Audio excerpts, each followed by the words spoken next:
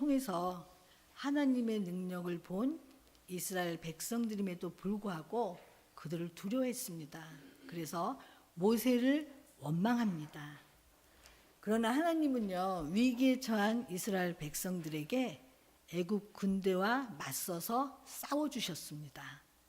그리고 홍해를 갈라서 그 길을 내시고 그 길을 내셔서 이스라엘 백성들을 잘 건너가게 하셨어요. 그리고 뒤따라오던 애굽의 그 군대들을 그 물속에 수장시켰습니다. 그래서 이스라엘 백성들이 애굽을 탈출하는데 아주 완벽하게, 완전하게 구원을 하셨습니다. 자, 기적적으로 출애굽을 했죠. 애굽 백성, 이스라엘 백성들이. 그런데 하나님께서 이스라엘 백성들을 데리고 어디로 가시냐면 오늘 본문입니다. 수르 광야로 이스라엘 백성들을 데리고 그 길을 지금 지나고 계십니다. 그래서 오늘 본문 22절에 보면요. 모세가 홍해에서 이스라엘을 인도하며 그들이 나와서 수르 광야로 들어가서 거기서 사흘 길을 걸었으나 물을 얻지 못하고 라고 22절에 말씀하고 있습니다. 이스라엘 백성들은요, 마라까지 오는데 사흘이 걸렸는데 물을 얻지 못했다고 그랬습니다. 물을 못 먹었습니다. 근데 홍해를 건너오자마자 이스라엘 백성들이 처음 만난 것은 뭐냐면 삭막하고 메마른 사막이었습니다. 그래도 하나님의 인도하신 대로 우리가 왔으니까 좋은 일이 있겠지 하는 기쁜 마음으로 이스라엘 백성들이 여기까지 온 것입니다. 그런데 와서 보니까 물이 없어요. 그 시대에는 물이 생명과도 같이 귀중한 것이었습니다. 그리고 사흘 동안 물을 마시지 못했죠. 그래서 와서 보니까 물이 있어요. 그러니까 그 일행 중에 맨 앞에 가던 사람이 와, 물이다 하고 이제 소리를 질렀습니다. 물을 만난 것이죠. 물을 본 것이에요. 그러니까 또 다른 사람들도 와, 우리가 살아났구나 그러면서 함성들을 막 지릅니다. 그런데 이렇게 샘물을 보고 어떻게 하겠어요? 누구나 너나 나나 할 것 없이 그 샘물로 달려가서 물을 마십니다. 그렇죠? 먼저 마시려고 하겠죠. 그래서 물을 마셨는데 이게 웬일일까요? 이스라엘 백성들이 그 물을 마셨는데 다 토하고 못 먹고 막 난리가 났습니다. 그래서 보니까 그 물이 바로 쓴물이었습니다. 자, 우리가 말하는 쓴물은요, 그냥 써서 못 먹는 쓴물이 아니라 여기에서 말하는 쓴물은요, 오염이 되고 썩은 물이에요. 그러니까 도저히 사람이 먹을 수 없는 물이죠. 그런데 자, 물이 있어도 마실 수가 없는 상황이죠. 어쩌면 물이 아예 없는 게 더 나아요. 그죠? 이렇게 기대를 하고 왔는데 이스라엘 백성들이 다 실망을 했습니다. 자, 이 상황은요, 우리가 고생을 하면서 이젠 다 됐다 이렇게 생각했는데 어떻게 해요? 그 문제가 내 뜻대로 풀리지 않을 때, 그럴 때 이렇게 우리가 꼬인다고 얘기를 하죠. 지금 그 상황이 이렇게 꼬이는 상황이었습니다. 여러분, 우리가 고생을 해서 앞을 바라보면서 가는 그 고생은 우리가 다 할 수 있어요. 그죠? 그런데 내가 가진 기대가 무너지는 것은 참 견디기 어려운 것입니다. 지금 이스라엘 백성들의 마음이 바로 이런 마음이에요. 자, 여러분, 우리에게 마라의 쓴물은 무엇입니까? 우리에게 마라의 쓴물이 무엇일까요? 우리가 살아갈 때 바로 꼬이는 문제들이죠. 우리가 일생을 살아오면서 우리가 문제가 없이 꼬이지 않고 살아가는 사람은 한 명도 없습니다. 우리의 삶 자체가 늘 꼬이는 인생들이죠. 그런데 우리가 믿음 생활을 하면서도 마라의 쓴물을 만날 때가 많이 있습니다. 나는 내가 신앙생활을 참 잘하고 왔는데 어떻게 이런 일들을 만날 수 있을까? 그런 것들도 여러분들도 많이 경험을 하셨죠. 그리고 나는 이렇게 살아오지 않았는데 내 앞에 이해할 수 없는 대적들이 나타납니다. 그리고 내가 어떻게 해요? 생각지도 않았는데 건강을 잃어버릴 때가 있습니다. 그리고 돈과 명예와 권력을 잃을 때 우리는 수르 광야에서 그렇게 타는 막 목마름으로 우리가 부르짖습니다. 그런데 응답이 뭘로 와요? 보응으로 옵니다. 그리고 사랑 대신에 미움과 분열로 아주 가득 찰 때 우리가 그럴 때를 만납니다. 그럴 때의 아픔을 우리가 뭐라고 어떻게 표현을 합니까? 그죠? 그러나 하나님은요, 우리가 아무것도 바랄 게 없고 보이지도 않고 기대도 할 수 없고 소망도 없고 좌절이 되어서 내 인생 하나를 포기하고 싶을 때 하나님께서는요, 고개를 들어서 하나님을 바라보게 하십니다. 내가 고개를 들어서 하나님을 보는 게 아니라 하나님께서 내 고개를 들으십니다. 그래서 하나님을 바라볼 수 있게 하십니다. 이것은 바로 희망이겠죠. 지금 이스라엘 백성들에게도요, 지금 그렇습니다. 쓴물을 마셔서 물이 너무 먹고 싶은데 쓴물이어서 광야에서 이 사막에서 이스라엘 백성들이 어떻게 할 수 없는 상황입니다. 그런데 하나님께서요, 쓴물을 단물로 바꿔주셨습니다. 본문 25절에 보면요, 모세가 여호와께 부르짖었더니 여호와께서 그에게 한 나무를 가리키시니 그가 물에 던지니 물이 달게 되었더라 라고 했습니다.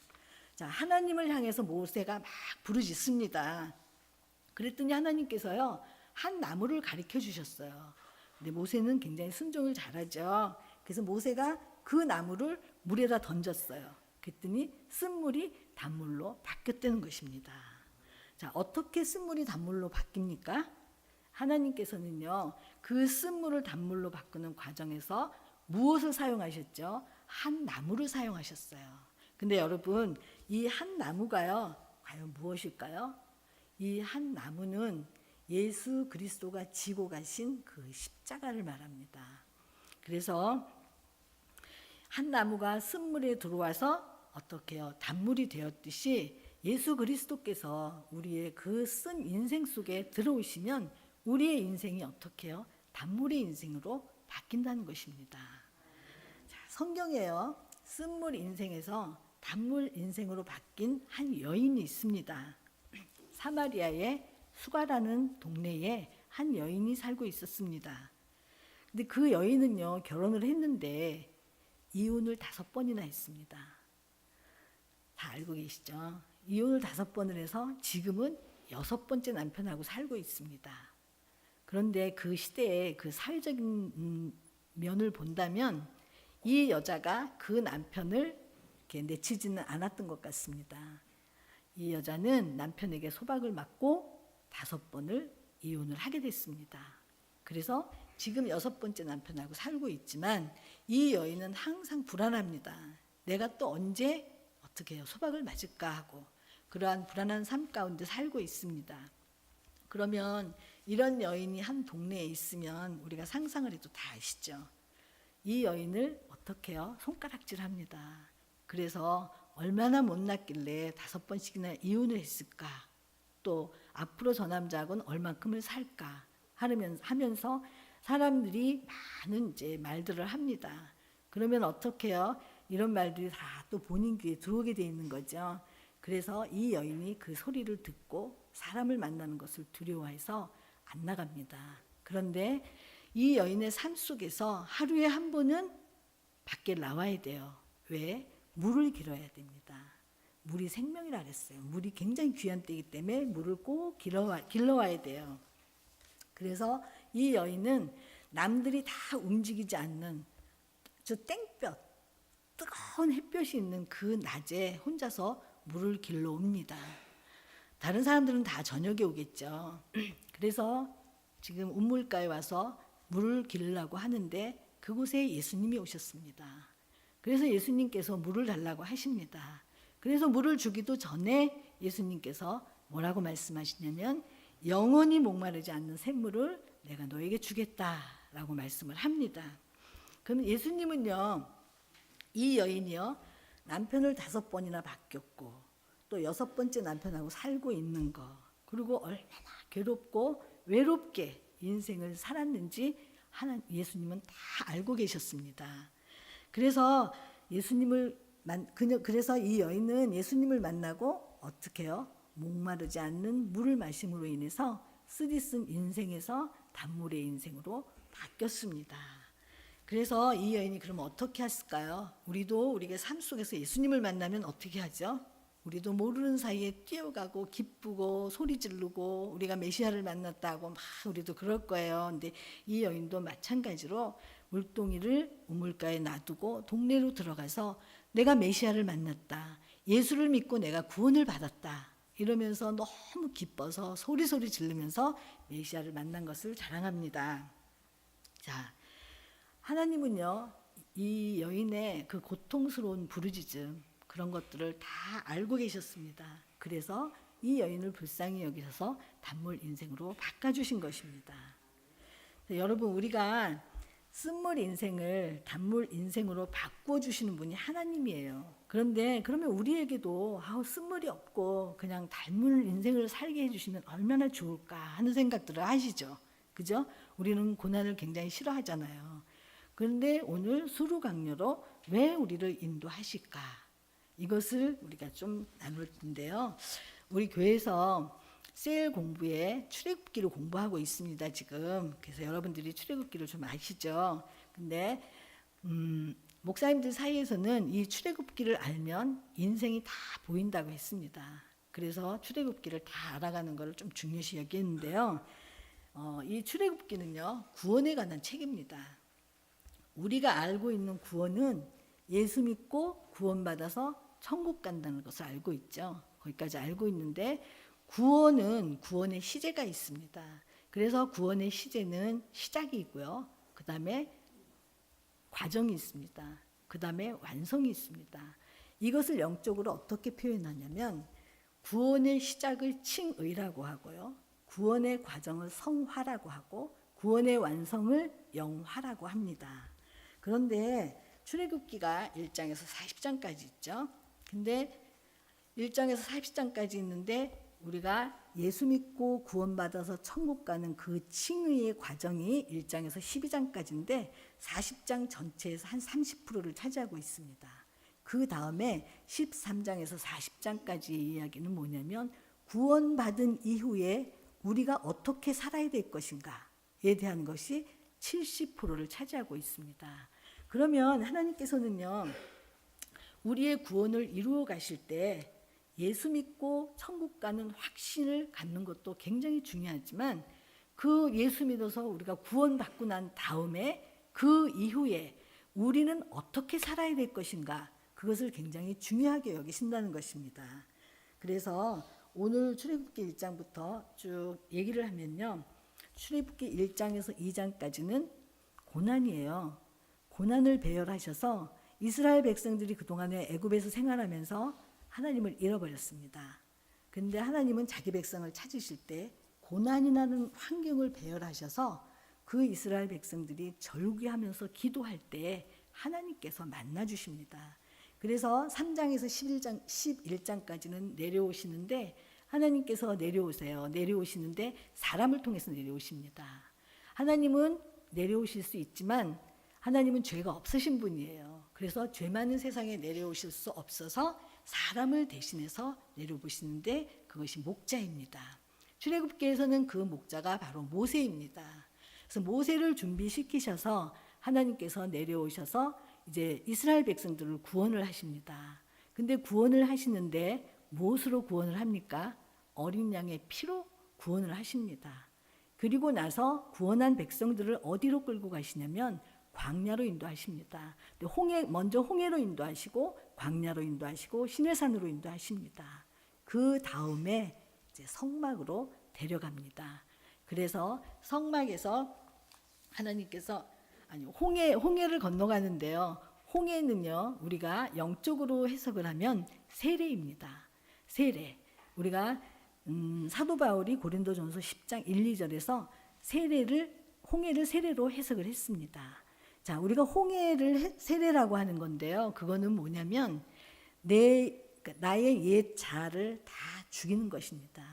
그래서 자기를 부인하는 결단을 그 세례를 통해서 우리가 하는 것입니다. 그래서 그 과정이 끝나면 하나님께서 5가지의 광야를 거치게 합니다. 이 5가지의 광야를 거치면 우리는 어떻게 되냐면요, 우리의 모든 포커스가 주님께로 갑니다. 그리고 내가 주인이 아니라 하나님이 주인이시라는 것을 고백을 합니다. 그래서 광야를 거치게 합니다. 그리고 신의 산에 데리고 가셔서 말씀을 주시는데 그 말씀은 뭐냐면 하나님이 자기를 계시하시는 것입니다. 나는 이런 하나님이야. 그러면서 하나님께서 자기의 가치, 자기의 기준, 자기의 뭐 사상, 철학 이런 것들을 다 가르쳐 주십니다. 그래서 우리가 그것을 다 경험을 하고 어디로 하나님께서 우리를 데려가시냐면 성막입니다. 성막으로 데려가셔서 우리와 매일 교통하십니다. 그리고 매일 어떻게 해요? 예배를 통해서 우리를 만드시는 것입니다. 그래서 그러면 그것으로 끝이냐? 그게 아니죠. 이 과정을 다 통해서 우리는 왕 같은 제사장의 삶을 사는 거고 하나님의 대행자로서의 삶을 살 수 있도록 지금 이 과정을 다 거치는 것입니다. 그런데 오늘 이 과정 속에서 오늘 본문은 광야입니다. 광야. 그래서 오늘 제가 조금 이렇게 앞에 설명을 다 했습니다. 자, 여러분 우리가 출애굽기에서요 구원을 받고 출애굽기도 끝나지 않았어요. 12장에서 더 40장까지 갑니다. 우리가 예수 믿고 구원을 받았다고 하면 지금 우리는 12장에 머물러 있는 것이죠. 그런데 하나님께서는 어떻게 한다 그랬어요? 구원받은 이후에 우리가 어떻게 살아야 가는가, 그것을 굉장히 중요하게 여기셔서 우리가 40장까지 가는 것입니다. 자, 오늘은 우리가요 홍해, 다시 한번 설명드릴게요. 홍해로 우리가 들어간다는 것은요 내가 죽으러 들어가는 것입니다. 그죠? 내 자아를 없애는 것이기 때문에. 그런데 어떻게 해요? 그런데 사실은 내가 죽지 않습니다. 내가 죽지 않고 어떻게 해요? 바로의 군대가 수장되어서 다 죽습니다.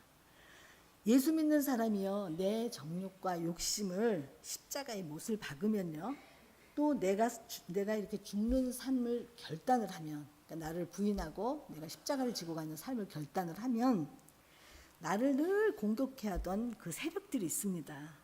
그 사단의 세력들이 무너집니다. 내가 결단을 하면.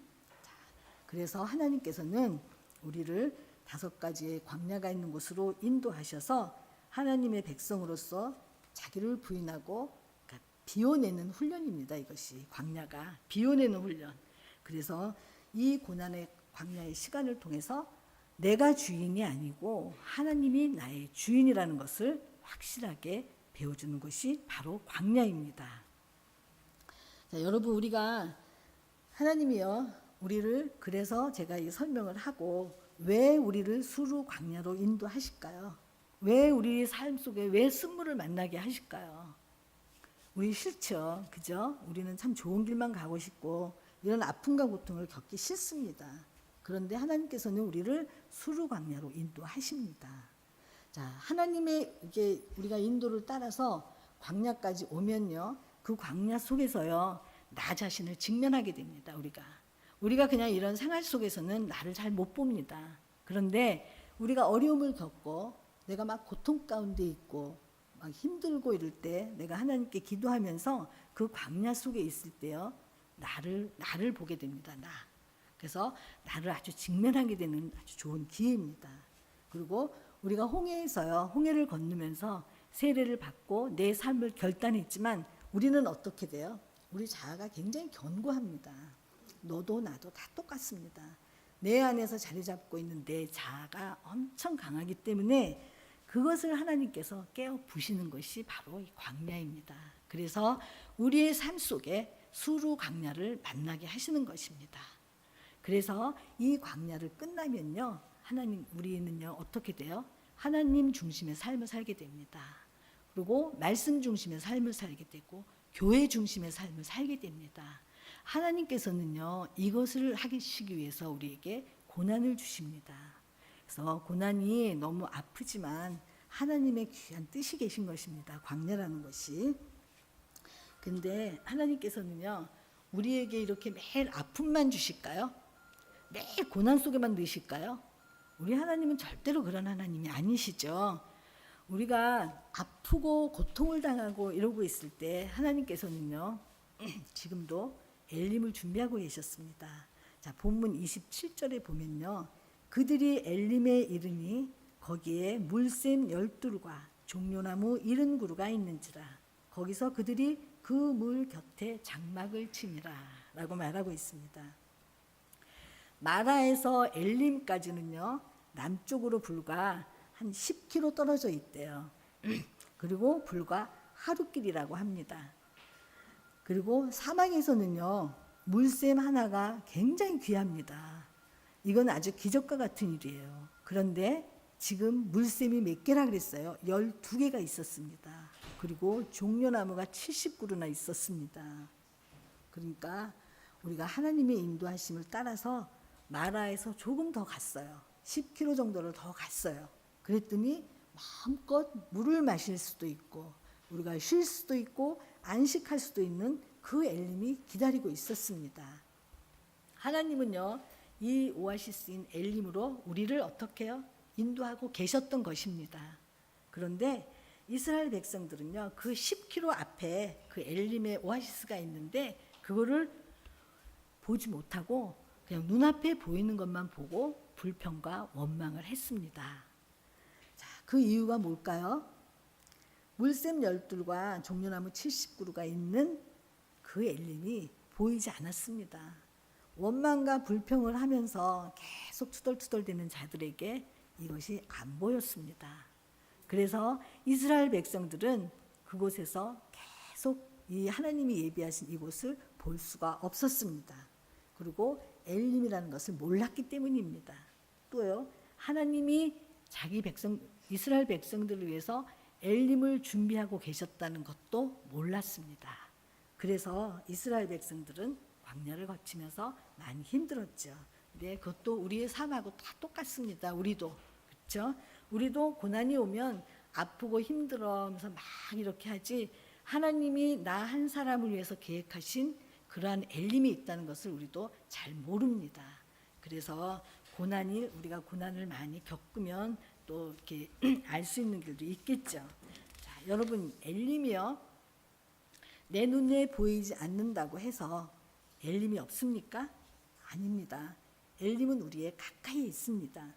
또 엘림이 내 눈에 보이지 않는다고 해서 하나님이 우리를 위해서 엘림을 준비하고 계신다는 것입니다. 우리가 보이지 않아도. 또 엘림이 내 눈에 보이지 않는다고 해도 하나님은 우리를 어떻게 해요? 그것으로 인도하십니다. 인도하고 계속 계시는 것입니다. 하나님은 놀라운 인생의 오아시스를 우리에게 인도하고 계십니다. 오늘도 마찬가지입니다.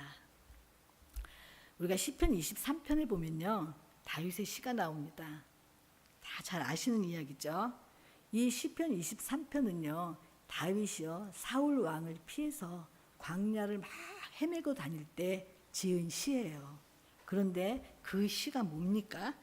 여호와는 나의 목자시니 내가 부족함이 없으리로다. 그가 나를 푸른 초장에 누이시며 쉴 만한 물가로 인도하시는도다 라고 노래를 합니다. 다윗은요, 광야의 그 고달픈 아주 도망자였어요. 늘 광야에서 도망다니고, 그래서 다윗이 볼 수 있는 것은요, 그냥 그 황량한 그 광야예요. 그것만 보고 있었어요. 그런데도 다윗은 이런 노래를 합니다. 여호와는 나의 목자시니 내가 부족함이 없으리로다. 그가 나를 푸른 초장에 누이시며 쉴 만한 물가로 인도하시는도다. 자, 다윗은요, 하나님이 인도하실 그 엘림을 그 광야 중에 본 것입니다. 그래서 이런 노래를 할 수 있죠. 그리고 하나님이 인도하실 그 푸른 초장, 그 쉴만한 물가를 다윗은 본 것입니다. 그래서 이런 노래를 할 수 있었습니다. 자, 사랑하는 성도 여러분, 우리의 인생이 굉장히 답답하십니까? 답답하실 때도 있죠. 곤비하십니까? 곤비하실 때도 있습니다. 지쳐 있을 때도 있습니다. 우리의 인생은 원래 그런 길이래요.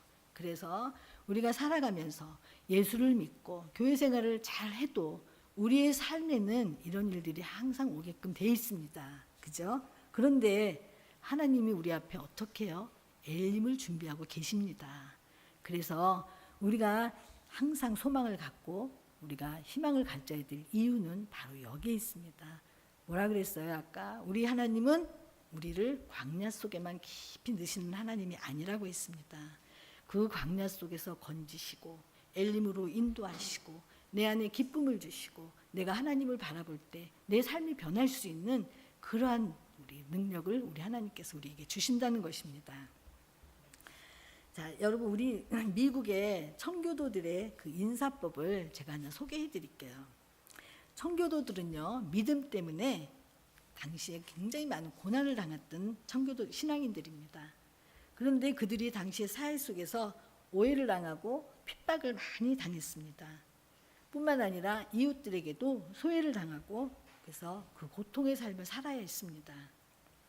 그들이 그러한 고통을 견디던 시절에요, 요즘 서양 사람들의 그 보편적인 명언으로 사용되는 한 메시지가 탄생했습니다. 그것이 뭐냐면 가장 좋은 것은 아직 오지 않았다 라는 말입니다. 자, 이 말의 원조가 청교도들이었습니다. 그들이 미국에 가서요, 굉장히 쓴물들을 많이 만났습니다. 그들은요, 하나님이 인도하실 엘림을 바라보면서 이런 말을 이렇게 한 것입니다. 그런데 어떻게 됐어요? 결국 미국은 200년의 짧은 역사지만 최고의 강대국으로 됐습니다. 사랑하는 여러분, 지금 우리들의 삶이요, 쓴물이십니까? 쓴물이신 분도 있고 또 기쁨을 맞이한 또 분들도 계시고 뭐 여러 가지 계시겠죠. 그런데 쓴물을 맞이하셨습니까? 그러면 여러분 낙심하지 마십시오. 낙심하지 마십시오. 절망하지 마시고 원망하지 마십시오. 왜요? 가장 좋은 것은 아직 오지 않았습니다. 앞으로 올 것입니다. 그렇기 때문에 우리가 낭망하지 말고 절망하지 말고 우리가 원망도 하지 말아야 합니다. 자, 하나님이요, 우리를 푸른 초장, 쉴만한 물가로 인도하실 줄로 우리는 믿어야 됩니다. 그렇죠? 그리고 하나님이 우리를 물샘 12과 종려나무 70그루가 있는 그 오아시스, 그 좋은 곳으로 우리를 인도하실 것을 믿으시기 바랍니다. 자, 이제 말씀을 마칠게요. 사랑하는 성도 여러분, 우리 인생은요, 이스라엘 백성들의 광야길과 똑같습니다. 물이 없는 사막의 길도 갈 수도 있고 쓴물을 만날 때도 있고, 그죠? 그러나 그런 광야길에서 하나님께서는 늘 우리에게 은혜를 베푸십니다. 우리가 하나님을 알지 못하면 굉장히 우리의 삶이 힘듭니다. 그러나 오늘 본문에서도 역사하셨던 그 하나님이 우리의 삶 속에 내 하나님이십니다. 그래서 우리가 어렵고 힘들 때 이 하나님을 의지하며 나아갈 때 우리의 모든 삶은 또 변화가 되게 돼 있습니다. 우리가 하나님을 알지 못하면 우리가 변화가 될 수가 없겠죠. 그래서 오늘 우리의 인생 그 쓴 인생을 단물로 바꾸시는 하나님, 그 하나님이 오늘 나의 하나님, 이 좋으신 하나님을 내가 믿고 의지하며 나아갈 때 내 삶이 어떻게 될까요? 내 삶은 기쁨의 삶으로 변화됩니다. 그래서 오늘 출애굽기 15장에서 역사하셨던 그 하나님, 제가 오늘 그 하나님을 전했습니다. 우리가 어떤 힘들고 어렵고 내가 어떤 암흑기에 들어갈 때도 이 하나님, 엘림을 준비하고 계시는 하나님이 나의 아버지시다 라는 것을 늘 마음속에 새기면서 우리의 삶 속에 기쁨과 희망으로 살아가시기를 주의 이름으로 축원합니다. 기도하겠습니다. 하나님 아버지 감사합니다.